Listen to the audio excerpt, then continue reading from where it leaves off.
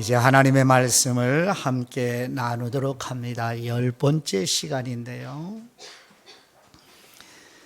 성경에 대한 성경교리를 계속 나누고 있는데 특별히 성경의 권위에 대한 부분을 살펴보면서 오늘은 지난주에 성경의 축자 영감에 대한 성경교리를 나누었어요. 이제 오늘은 축자 영감의 성경교리에 대한 성경의 증거를 한번 성경에서 나누어 보도록 합니다.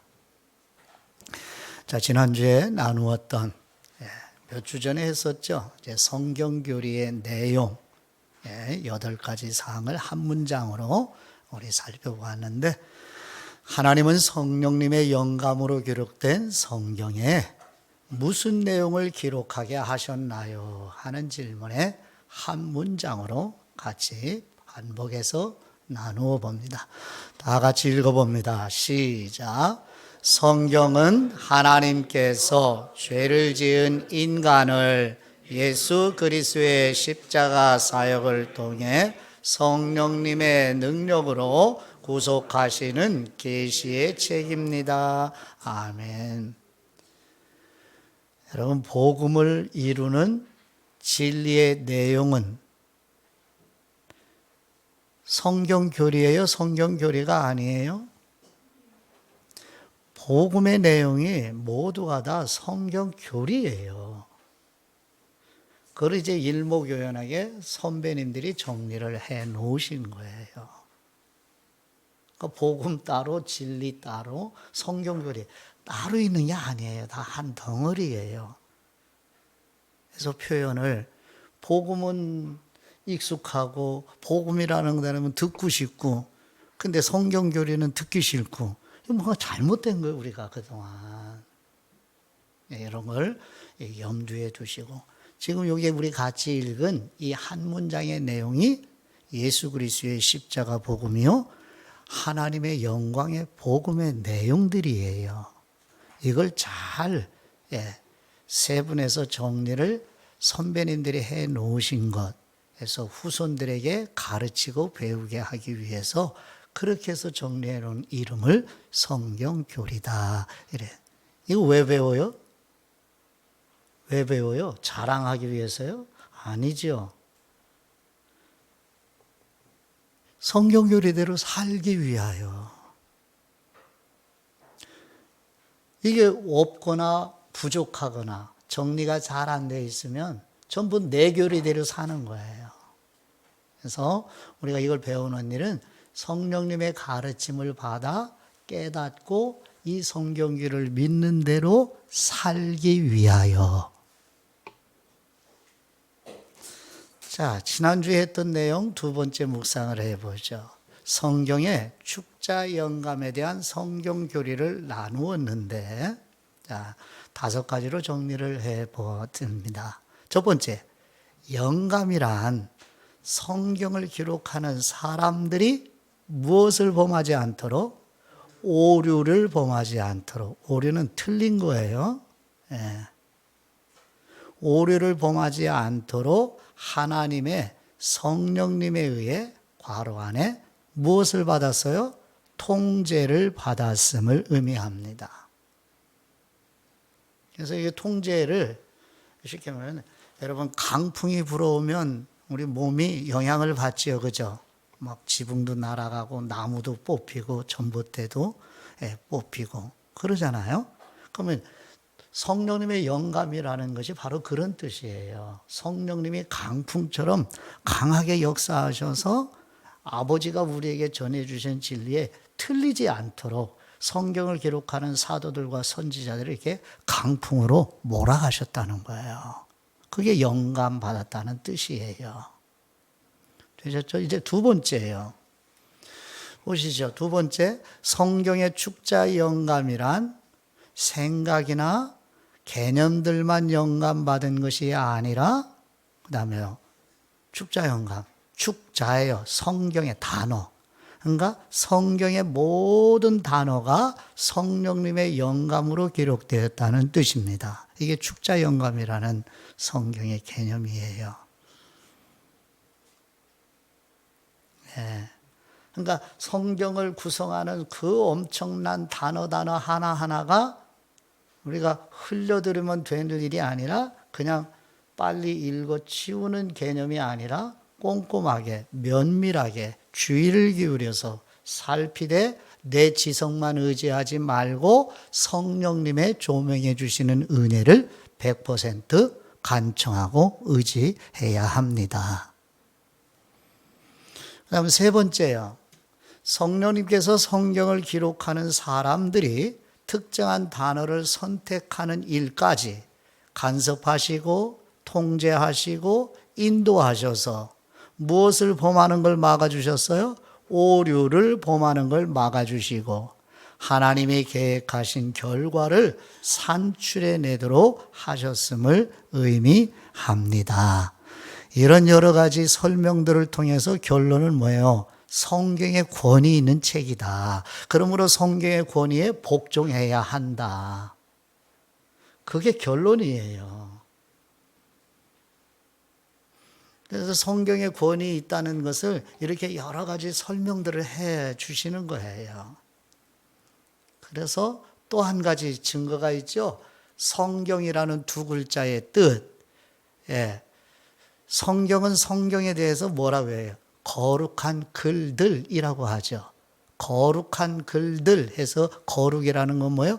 구별된 글들, 성별된 글들. 세상의 책들과 구별된 철학책들, 과학기술, 문명, 예술, 문화, 다양한 책들이 많지만 그런 수많은 책들과 구별된, 성별된 글들이 모아놓은 책이다. 성경이라는 두 글자의 뜻이. 알겠죠? 예.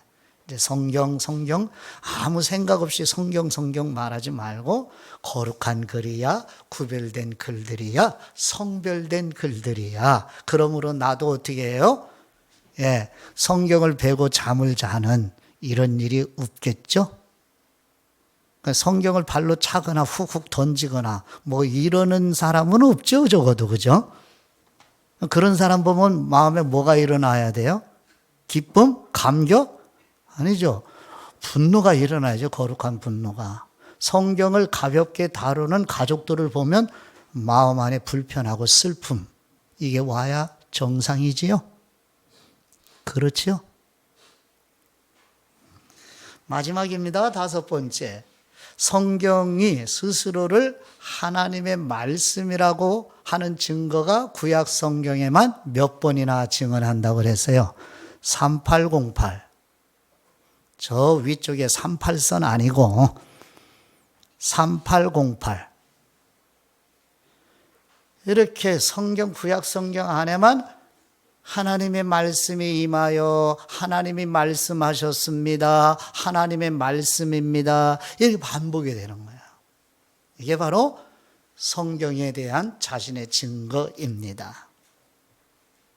자, 이제 오늘은 축자 영감에 대한 성경의 증거, 바로 두 군데 신약 서신서의 말씀을 기준으로 한번 살펴보도록 합니다. 첫 번째는 디모데후서 3장 16절, 사도 바울이 성령님의 영감을 받아 목회하는 후배 디모데에게 권하는 말씀 안에 담겨 있는 말씀이에요. 자, 디모데후서 3장 16절, 17절 말씀을 보시지요.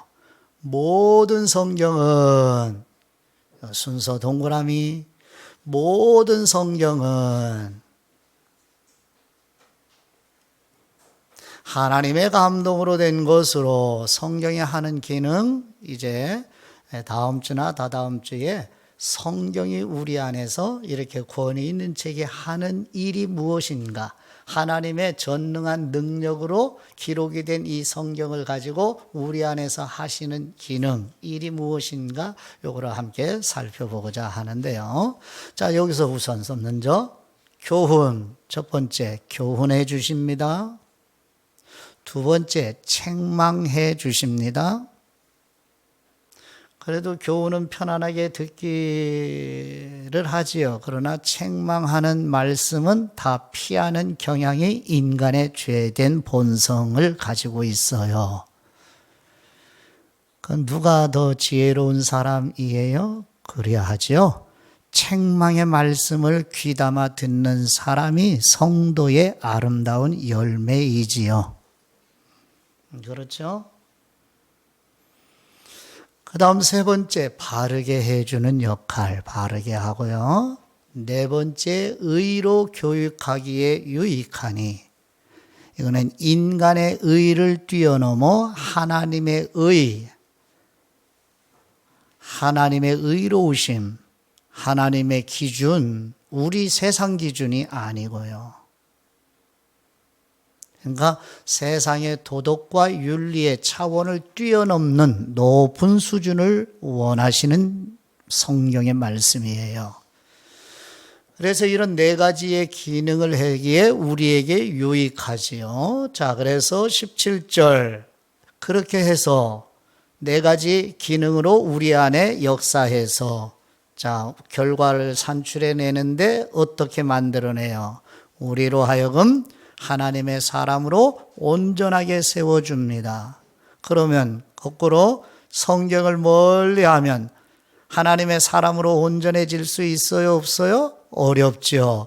그러면 예배당 안에서 오래도록 믿음 생활을 했다고 자랑하지만, 직분이 있다고 자랑하지만 성경을 멀리하면 하나님의 사람으로 온전한 것이 아니라 어떻게 해요? 세상 기준에 의해서 그 사람이 훌륭한 사람이라고 대접받을 가능성이 있지만 하나님에게는 인정받지 못하지요.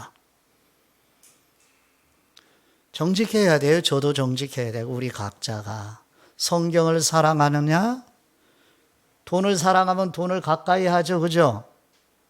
그렇죠? 예, 짐승을 사랑하고 좋아하면 짐승을 가까이 하고 소중히 여겨요. 성경을 사랑한다면 성경을 가까이 하죠. 성경을 정말 자신의 품에서 떠나지 않게 하죠. 그렇죠? 자, 하나님의 사람으로 온전하게 하고 성경은 그 다음에 모든 선한 일을 행할 능력을 갖추게 하려 함이라. 여기서 선도 하나님의 기준의 선이에요. 예수님 말씀하셨죠. 선한 선생님이요 라고 질문을 하니까 누구더러 선하다고 하느냐? 선하신 분은 누구밖에 없다. 하나님밖에 없다. 그럼 예수님 선하신 분이라는 뜻이잖아요. 그럼 여기서 선은 하나님의 기준이죠.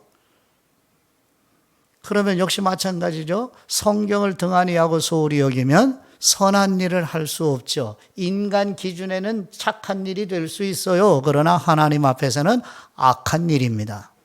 아무리 교회를 잘 섬긴다 해도 악한 일이에요. 성경에 기초하지 않은 모든 활동들은 예배당 안에서 수없이 많이 봉사를 해도 말씀하고 거리가 멀면 하나님에게는 악한 일이에요. 이거 명심하셔야 돼요. 마음에 새겨두셔야 돼요. 예를 들어야 여러분의 가슴에 와닿는데, 예를 들으면 이상하게 거기에 해당되시는 분들은 마음에 상처를 받아서 이 목사가 눈치를 보고 못하는 거예요, 이 얘기를. 참 슬픔 현실이에요. 자, 거기서요, 모든 성경은 체크를 해 놓으시라고 그랬어요. 그래서 모든 성경은 하나님의 감동으로 된 것으로, 이게 원어 성경의 번역이에요. 그런데 영어 성경에는 어떻게 번역하냐면 이 순서를 바꾼 사람들이 있어요. 하나님의 감동으로 된 모든 성경은 이렇게 바꿔놨어요. 맞는 것 같죠? 같은 말씀을 가지고. 근데 하나님의 감동으로 된 모든 성경은 교훈과 책망과 의로 교육하기에 유익하다. 그러면 성경 중에는 하나님의 감동으로 기록되지 않은 책이 있다는 거 없다는 거예요. 이건 써놓고 진지한 마음으로 읽어야 차이를 알 수 있어요. 한번 써보세요. 하나님의 감동으로 된 모든 성경은 그 밑에다 자그마한 글씨로 써놔 보세요. 그리고 두 문장을 한번 대조해 보세요. 어떤 차이가 있는가. 모든 성경을, 원문 성경은, 모든 성경은 하나님의 감동으로 되었으니까 여기 모든 두 글자 안에 몇 권이 들어가요? 신구약 성경 66권이 들어가는 거예요. 그런데 거꾸로 순서를 바꿨어요. 단어 순서를. 하나님의 감동으로 된 모든 성경은 거기 모두는 66권이 다 들어있지 않을 수 있다 없다? 있어요 없어요? 있다 없다 반말하니까 기분 나빠서 대답하네. 있어요 없어요? 그 있어요. 그래서 이렇게 우리 마음대로 성경의 단어를 바꾸면 안 된다는 뜻이에요. 왜? 축자 영감의 성경 교리를 배웠으니까요. 그러니까 번역 성경들마다 이렇게 차이가 있을 수 있으니 한 가지 번역만, 그 번역 성경만 보면 이런 오류가 생길 수 있어요 없어요? 있지요. 그러니까 여러 가지 번역들을, 형제자매들 물어보세요. 우리 영어 왜 배웠어요? 시작. 물어보세요. 영어 왜 배웠어요? 일본말 왜 배웠어요? 중국말 왜 배웠어요? 물어보세요. 왜요? 여러 가지 중국말, 일본말, 영어 성경의 번역들을 대조해서 살피라고 우리를 미리 외국어 공부를 시킨 거예요. 비싼 돈 내면서. 아셨죠? 네. 자, 그 다음. 그래서 신구약 성경 66권 전체가 성령님의 영감으로 기록되지 않은 생각을 가질 수 있는 우려가 있기 때문에 요 단어 순서 바꾸면 안 된다는 뜻이에요. 매우 위험한 번역이에요. 그래서 우리는 모든 성경은 하나님의 감동으로 된 것으로 이 번역을 따라야 돼요. 원문대로. 그래서 신구약 성경 66권 전부가 하나님의 영감으로 기록되었다는 것을, 그런 의미로 모든 성경이 뭐한 거예요? 동등한. 모든 성경이 많은 분량으로 기록된 성경이나 어떤 성경은 한 장, 한 페이지만 기록된 성경이 있죠. 동등한 권위가 있어요. 분량이 많은 건 권위가 있고 한 페이지도 안 되는 성경은 권위가 없고, 이런 의미가 아니에요. 여기서 잠깐 예를 들면 마틴 루터는 야고보서를 지푸라기 서신이라고 한 말은 종교 개혁가이지만 이건 옳은 생각이 아니라는 것을 이제 알 수 있지요. 그러니까 인간은 완전하지가 않구나. 그러니까 나 자신도, 여러분 각자 자신도 완전하지 않으니까 겸손해야 되는구나. 자, 그 다음에 두 번째 이제 베드로 후서 1장 20절과 21절, 이제 사도 베드로에게 성령님의 영감이 임해서 이제 베드로 전후서를 기록했는데, 베드로 후서 1장 20절 21절 말씀입니다. 먼저 알 것은 성경의 모든 예언은 사사로이 풀 것이 아니니, 거기 밑줄에 해놓으셔야 돼요. 사사로이 풀 것이 아니니. 오해하기 참 쉬운 말씀이거든요. 자, 21절이 있고요. 예언은 언제든지 사람의 뜻으로 낸 것이 아니요 오직 성령님의 감동하심을 받은 사람들이 하나님께 받아 말한 것임이라. 아멘. 자, 거기 예언이라고만 번역이 되어 있죠. 이 예언이 기록된 것이 무엇이에요? 성경이에요. 그러므로 모든 성경, 신구약 성경을 가리키는 거예요. 예언이라는 말씀은. 자, 거기서 사사로이 풀 것이 아니니, 이게 오해하기 쉬운 말씀이라고 했는데, 성경의 모든 예언은 사사로이 풀 것이 아니라는 이 말씀은 어떤 누구도 성경을 해석하면 된다 안 된다? 무슨 뜻이에요 이게? 성경의 모든 예언은 사사로이 풀 것이 아니라, 이 말씀은 어떤 사람도 성경을 해석하면 된다 안 된다? 이렇게 해석을 해요. 이렇게 이해를 해요. 성경 해석하면 안 돼. 근데 성경을 해석을 해야 돼요? 해석하지 말아야 돼요? 해석을 해야 되거든요.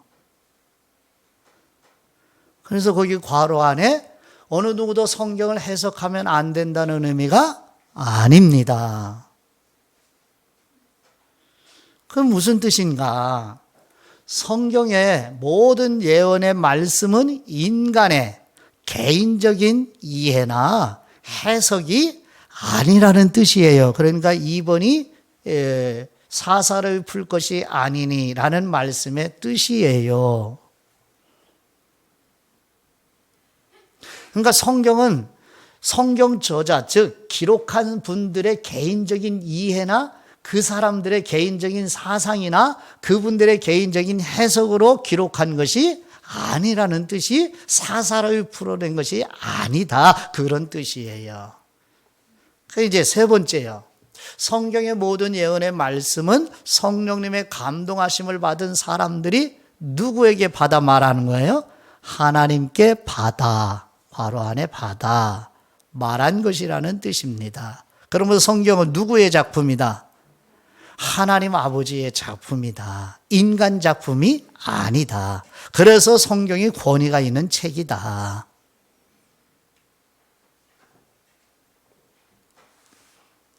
성은 우씨가 있고 이름은 두커니가 있어요. 그 이름은 필요 없어요. 안타까워서 그래요. 안타까워서.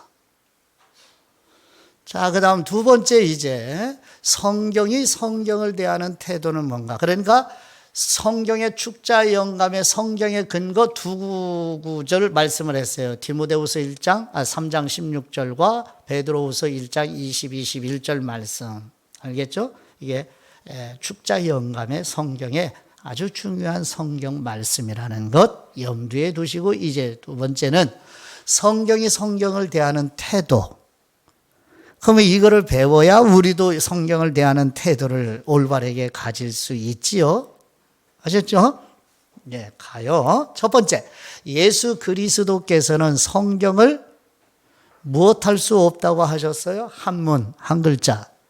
그렇죠. 폐할 수 없다고 못 박아 주셨어요. 예수 그리스도 하나님의 아들 예수님이 성경을 폐할 수 없다고 말씀해 주셨습니다.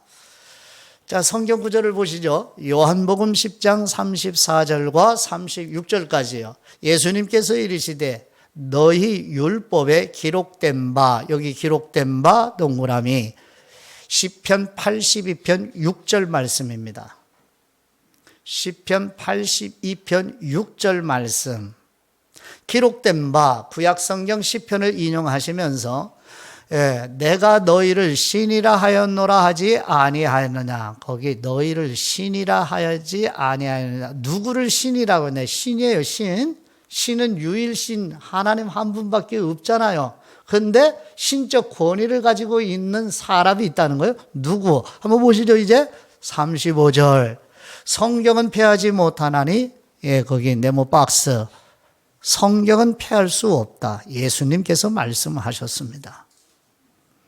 자, 그 다음에 하나님의 말씀을 받은 사람들을 신이라 하셨거든요. 밑줄. 아하, 누구들을 신이라고 그랬어요? 시편에서, 구약성경에서 하나님의 말씀을 받아 전하는 사람들을 신이라고, 신적 권위를 가진 분들이라고 일컬었어요. 그런데 36절, 하물며 하나님 아버지께서 거룩하게 구별하셔서 세상에 보내신 분, 바로 예수님, 나는 하나님의 아들이라 하는 것으로 너희가 어찌 신성모독이라 하느냐.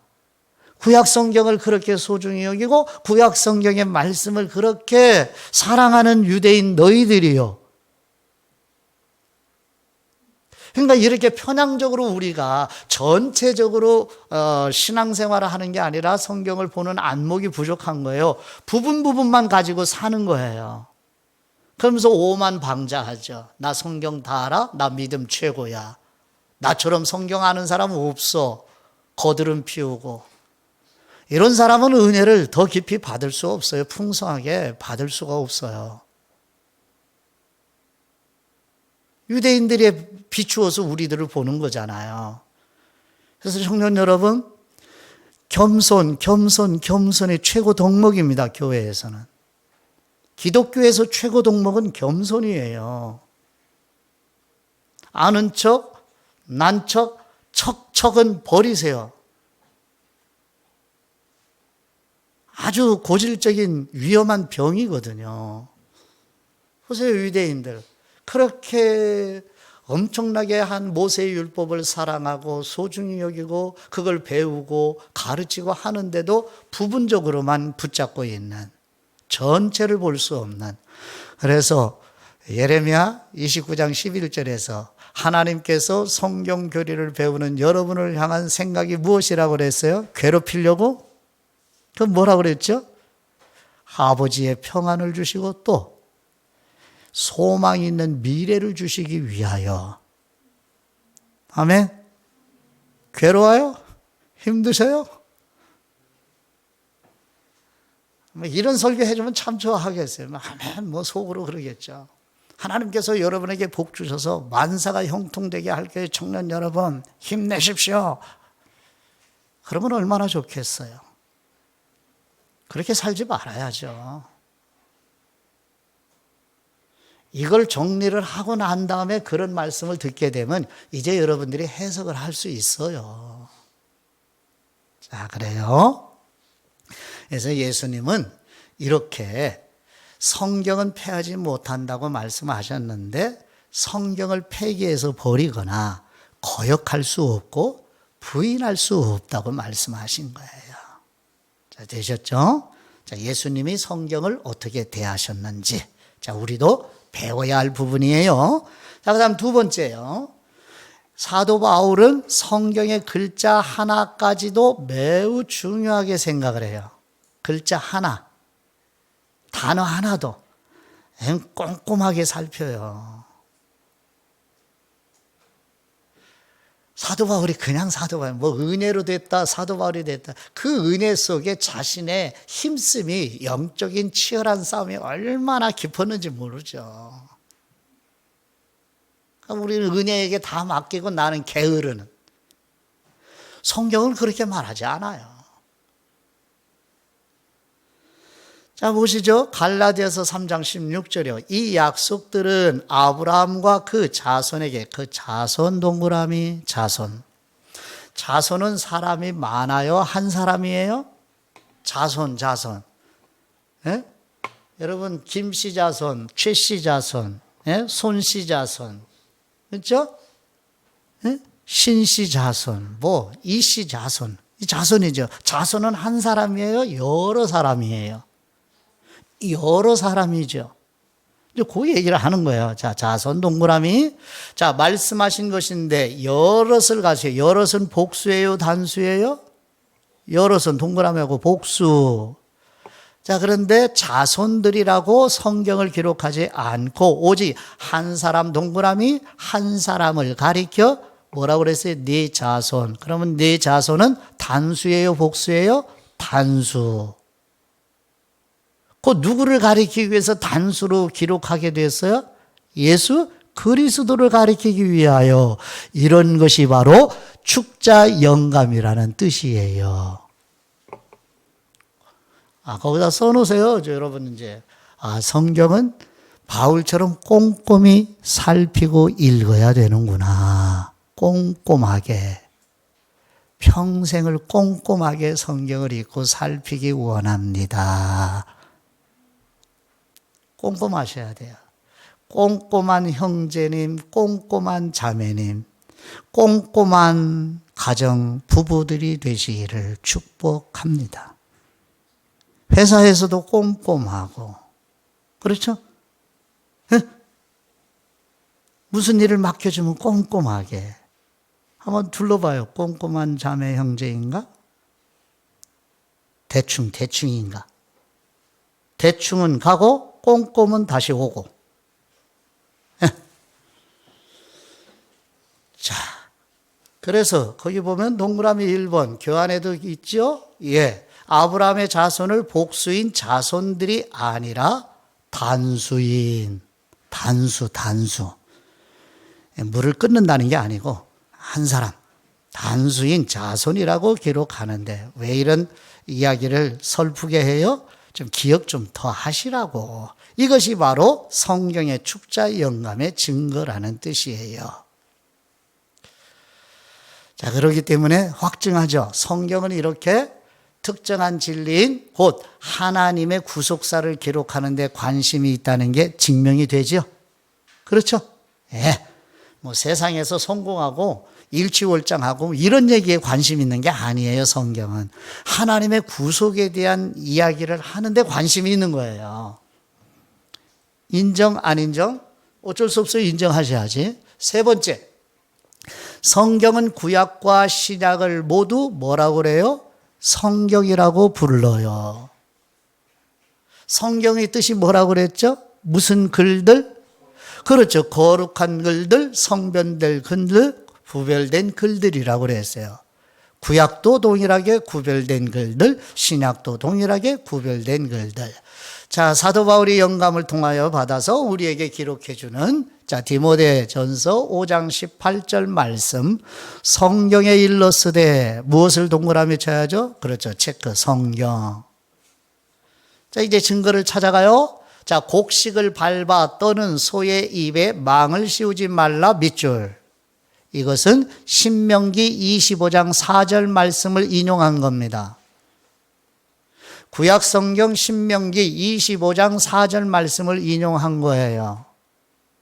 그 다음 또 일꾼이 그 싹을 받는 것은 마땅하다 하였느니라. 이 말씀은 누가복음 10장 7절의 복음서를 인용한 말씀이에요.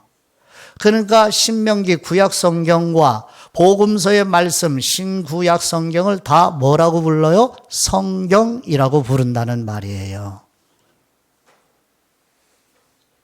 이해되셨죠? 예.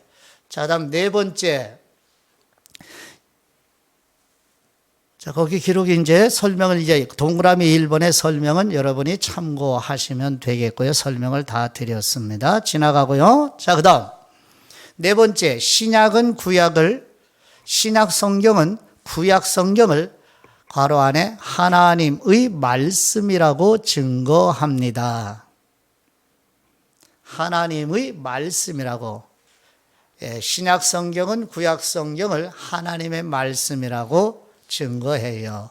자, 사도행전 4장 24절 말씀과 25절 말씀의 증거를 보실까요? 24절. 그들이 듣고 한 마음으로 하나님께 소리 높여 이르되 대주제요 천지와 바다와 그 가운데 만물을 지으신 분이시요. 25절. 또 주님의 종 우리 조상 다윗의 입을 통하여, 거기 다윗의 입을 통하여 성령님으로 말씀하시기를 밑줄 시편 2편 1절 말씀. 시편 2편 1절 구약 성경을 인용하면서 누가 말씀하시기를? 성령님으로 말씀하시기를 라고 기록했어요. 그러니까 구약 성경을, 사도행전은 구약이에요? 신약이에요? 신약이죠. 그죠? 그러니까 신약 성경에서 구약 성경을 인용하면서 누가 말씀하신 거로 기록해 주고 있어요? 성령님이. 성령님은 삼위일체 하나님이니 하나님의 말씀이라고 증거하고 있다. 그런 뜻이죠. 자, 다윗의 입을 통해 이렇게 성령님이라고 말씀하시기를 구약 성경 시편 2편 1절 말씀을 인용하면서 성령님이 말씀하셨다고. 하나 더 증거를 볼까요? 히브리서 3장 7절에 어떻게 표현하는지요. 자, 그러므로 성령님이 이르신 바와 같이 오늘 너희가 그분의 음성을 듣거든. 성령님이 말씀하신 바와 같이, 거기 밑줄, 이 성경은 어느 성경이냐면 시편 95편 7절 말씀. 구약성경 시편 95편 7절 말씀을 인용하면서 성령님이 말씀하시기를, 그러면서 너희가 그분의 음성, 그분은 누구예요? 그분은 성부 하나님. 성부 하나님의 음성을 듣거든 마음을 강팍하게 하지 말아라. 이렇게 뒤에 이어지죠. 그래서 동그라미 1번, 오늘 너희가 그분의 음성을 듣거든 구약 시편 95편 7절 말씀을 인용한 말씀이다. 자, 이제 큰 3번하고 마칩니다. 이제 큰 3번. 성경의 일관성 매우 중요합니다. 성경의 일관성과 통일성, 그리고 예수 그리스도의 증거를 나누어요. 자, 괄호 1번. 신구약 성경은 거기 뭐예요? 4번이 있어요? 왜 저기 올라와 있죠? 저기 어디에 있어요? 예, 3번에 성경의 일관성, 통일성, 예수 그리스도의 증거하면서 괄호 1번. 거기서 괄호 4번으로 되어 있네요. 네. 그래서 제가 집중이 그래요. 신구약 성경은 1600여 년 동안 기록이 돼요. 엄청난 기간이에요. 근데 기록하신 분들로 선택받은 분들이 무려 40여 명 돼요. 정확한 40명 아니고 40여 명이에요. 그런데 이렇게 엄청난 시간차와 그리고 많은 분들에 의해서 기록이 되어서 신구약 성경 66권이 완성이 됐는데 오직 한 가지 주제만 말한다. 그게 누구예요? 괄호 안에 예수 그리스도와 그리스도의 십자가 구속 사역에 대해서 기록하고 있어요. 그러니까 성경의 일관성이에요. 통일성. 이런 안목을 가지고 믿음 생활을 하셔야 여러분이 믿음에 파워풀하게 살 수 있는 거예요. 내가 믿는 믿음의 내용이 이런 엄청난 역사의 과정 속에서 증언되어졌고 이런 힘 있는 권위가 있는 책이다. 나는 그런 사람이야 라고. 그래서 예수님 믿는 일, 그리스도에 속한 사람이 된 걸 어깨를 움츠러들고 기가 죽고 위축되고 이렇게 직장생활 하지 마시기를. 당당하게 나 그리스도인이에요. 세상에 우겨쌈을 당하고 욕을 하더라도 당당하게 나 그리스도에게 속한 사람이에요. 저 사람들은 그리스도인 잘 몰라요. 그러니까 더 정확하게 저는 그리스도에게 속한 사람입니다. 그러면 이제 이 말이 당신들은 누구에게 속했다는 증거예요. 나는 그리스도에게 속했지만 그러니까 말을 안 해도 한번 사별이 되는 거예요. 그러면 화살이 오죠. 욕하죠. 욕 드시라고요. 욕 드셔요. 예수님을 믿으면서 그리스도에게 속한 사람으로 사회생활하면서 욕 안 먹고 산다. 그 얘기는 뭐예요? 나 당신들하고 똑같이 살 거야. 이런 얘기예요. 네, 통일성, 일관성. 이런 엄청난 역사의 과정 속에서 우리 앞에 성경이 지금 와 있어요. 그다음 두 번째요. 성경의 가장 위대한 증거는 예수 그리스도의 증거입니다. 괄호 안에 예수 그리스도의 증거. 누가복음 19장 46절 말씀에 그들에게 이르시되 기록된 바 이건 뭐예요? 이사야 54장 13절을 인용한 말씀이에요. 기록된 바 내 집은 기도하는 집이라. 여기서 내 집은 누구 집이에요? 성전을 가리켜요. 성전, 예배당. 기도하는 예배당이다. 예배드리는 예배당이다. 이 당자가 무슨 정치하는 그런 당자가 아니라 집당자예요. 이 당자가. 그래서 예배당.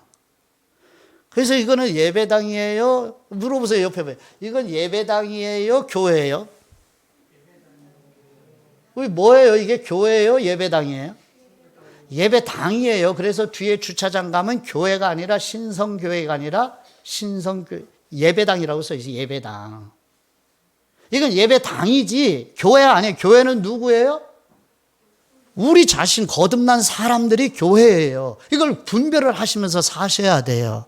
그러니까 제자들이 성전에서 나가면서 고난주간에 뭐라고 그래요? 제자들이 선생님 보세요. 예수님 이 성전의 돌들 어마어마하잖아요. 이 화려함 이걸 자랑하고 감탄을 해요. 성전의 그 화려함, 그 웅장함을 보고 감탄하는 제자들에게 예수님 하시는 말, 그게 몇 년 걸려서 그렇게 지금 지어가고 있어요? 완성도 안 됐어요, 예수님 당시에. 무려 예수님 3년의 공생애까지 합치니까 50년 가까이 걸리는 거예요. 그렇게 해서 어마어마한 웅장하고 화려하게 지은, 때로는 금도 여러분이 성전에 빛이 되어 있고, 그죠? 그러니까 그 웅장함에 감격하고 자랑스러워서 이야기를 하고는 이 시골 촌사람 같은 제자들. 그러니까 예수님 입에서 나오시는 말씀. 돌 위에 돌 하나도 남김없이 예루살렘 성전이 멸망하리라. 그러니까 가치가 뭐예요? 가치가 예배당 건물이 아니에요. 사람입니다. 사람. 리더십, 교회 리더십들이 이거 명심해야 돼요. 건물이 소중한 게 아니에요. 가치가 있는 게 아니에요. 사람입니다. 영혼. 이거 명심해야 돼요. 잘하시는 청년 여러분들이 이 가치관을 가지고 사셔야 돼요. 그럼 함부로 대하냐? 아니지요. 예배 드리는 공간인데요. 사람보다 우선하면 안 되죠. 자, 그런 개념으로, 그런데 내 집은 기도하는 집이라 하였거늘, 인간은 뭐로 만들어요? 하나님을 예배드리고 하나님과 교제하는 처소를 뭘로 만들어요? 강도의 소굴. 소굴이 뭐예요? 강도들이 집단적으로 모여서 사는 곳. 그렇게 변질되었단 말이에요, 예배당이. 교단을 초월해서 직분자 피택을 할 때마다 이런 소굴로 만드는, 이 악한 집단의 소굴로 만들어버리는, 통탄스럽죠. 이 믿음의 후배들에게 우리 어른들이 좀 부끄러운 일이에요, 이거는. 악한 소굴로 만들지 마라. 자, 그래서 동그라미 1번, 그들이 다 기록된 바 내 집은 기도하는 집이 되리라. 구약 성경 이사야 54장 13절 말씀을 인용하셔서, 자, 그 다음에 한 군데 더 보시죠. 요한복음 6장 45절 선지자의 글에 동그라미, 거기는 이사야 56장 7절 말씀. 선지자의 글에 그들이 다 하나님의 가르치심을 받으리라 기록되었은즉 아버지께 듣고 배운 사람마다 누구에게 온다? 예수 그리스도에게 온다. 그러면 제자들이, 그래서 예수님 말씀하셨죠. 예수님은 그리스도시요 살아계신 하나님의 아들이다. 이걸 누가 가르쳐 줬다고 그랬죠? 예수님께서. 하늘에 계신 내 아버지께서 가르쳐 주셨다가 이 뜻이에요. 자, 그래서 하나님의 가르치심을 받으리라 기록되었은즉, 이 말씀은 구약 성경 이사야 56장 7절 말씀을 인용하셔서 이렇게 예수 그리스도가 구약 성경을 바로 성경이라고 증언을 하고 계시다. 그다음에 동그라미 2번, 예수님께서 구약 성경 전체를 권위 있는 성경으로 증거하십니다. 이제 세 번째요. 예수님은 자신의 부활을 무엇으로 설명해 주고 입증해요? 구약 성경으로. 예수님은 자신의 부활하심을 구약 성경으로 설명하여 입증해 주십니다. 자, 성경 구절 누가복음 24장 44절 말씀. 또 이르시되 내가 너희와 함께 있을 때에, 이건 공생에 예수님이 십자가 죽기 전에 너희와 함께 있을 때에 너희에게 말한 바 곧 모세의 율법과 선지자의 글과 시편 밑줄. 예수님이 모세의 율법, 선지자의 글, 시편 이렇게 표현하는 게 예수님이 사용한 구약 성경을 표현하는 방식입니다. 그래서 구약 성경이 누구를 가리킨대요? 그렇죠? 본문에 예수님이 말씀하신 나 예수 그리스도를 가리켜 기록된 모든 것이 이루어져야 하리라 한 말이 이것이라 하시고, 아멘. 그러니까 창세기 1장 1절부터 말라기 4장까지 전체가 다 누구를 가리키는 거다? 예수 그리스도 뿐만 아니라 그리스도가 하신 일.